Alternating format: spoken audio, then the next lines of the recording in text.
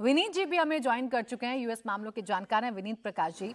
विनीत जी, जब हम नतीजों को देख रहे हैं, हम रुझानों को देख रहे हैं, तो अभी ट्रंप एक बड़े मार्जिन के साथ आगे बढ़ रहे हैं, कमला हैरिस काफी पीछे नजर आ रही हैं। इसके पीछे कई वजह हो सकती है। एग्रेसिव कैंपेनिंग जो डोनाल्ड ट्रंप कर रहे थे, जिन मुद्दों को उन्होंने उठाया, या फिर जो एंटी इनकम्बेंसी जो है वो एक मुद्दा था। इस बीच देखिए, एक और बड़ी खबर आपको बता देते हैं। कमला हैरिस ने 200 का आंकड़ा पार कर लिया है। कमला हैरिस को 205 इलेक्टोरल वोट मिले हैं। कमला हैरिस ने 200 का आंकड़ा पार कर लिया है, यानी कि अब जो मार्जिन हमें अच्छा खासा नजर आ रहा था, जैसा प्रिया जी अभी इशारा कर रही थी, उसी तरफ अब धीरे धीरे करके ये जो नतीजे हैं वो आगे बढ़ रहे हैं, या ये जो रुझान है वो आगे बढ़ रहे हैं। 230 पर हमें डोनाल्ड ट्रंप की बढ़त नजर आ रही है और कमला हैरिस भी अब 200 का आंकड़ा क्रॉस करके 205 पर हमें आगे फिलहाल नजर आ रही हैं। उन स्टेट्स का इंतजार डेमोक्रेटिक को जरूर है जिन स्टेट पर उनकी अच्छी बहुमत रहता है, अच्छी बढ़त रहती है।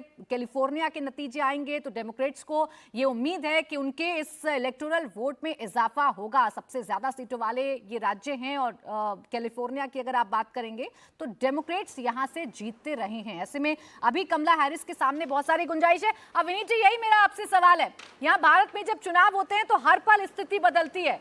हर पल हम ये देखते हैं, इस सीट से आगे, उस सीट से वो पीछे। यहां पर अमेरिका के चुनावों को अगर हम रीड करें तो ये जो मैं देख रही हूं 230 और 205, इसमें कितनी गुंजाइश देख रहे हैं या कितनी कांटे की टक्कर आप देख रहे हैं? जी, अभी शर्तिया तौर पर कुछ कहना मुश्किल है, क्योंकि अमेरिका में दो तरह के वोट कास्ट हुए हैं। एक तो पोस्टल बैलेट और अर्ली वोटिंग वाले वोट, जिनकी काउंटिंग अभी होगी, और वर्तमान में जो काउंटिंग हो रही है वो कल जो वोटिंग हुई है उसके वोट्स काउंट हो रहे हैं। तो इसीलिए जो अभी ट्रेंड्स हैं वो एकदम स्थिर रहेंगे ये भी कहना मुश्किल है, क्योंकि जब तक वो फाइनल वोट्स काउंट नहीं होते तब तक हम कुछ भी पक्की बात नहीं कह सकते कि कौन जीत रहा है और किसकी लीड है। दूसरा, जैसा कि लास्ट दो इलेक्शंस के नतीजे हमने देखे 2016 और 2020 के, तो उसमें जो ये स्विंग स्टेट्स जिनकी बात अभी आप कर रहे थे, तो वहाँ पर मार्जिन ऑफ विक्ट्री बहुत कम था। 10,000, 11,000, 20,000 इस तरह के मार्जिन से जीत हार हुई थी। तो जब तक पूरी वोट्स की काउंटिंग नहीं हो जाती है तब तक ट्रेंड्स ये रहेंगे कि नहीं ये कहना मुश्किल है। तो जैसे जैसे पोस्टल बैलेट्स काउंट होंगे उसी तरह से उसके साथ साथ ऊपर नीचे बढ़त होती रहेगी।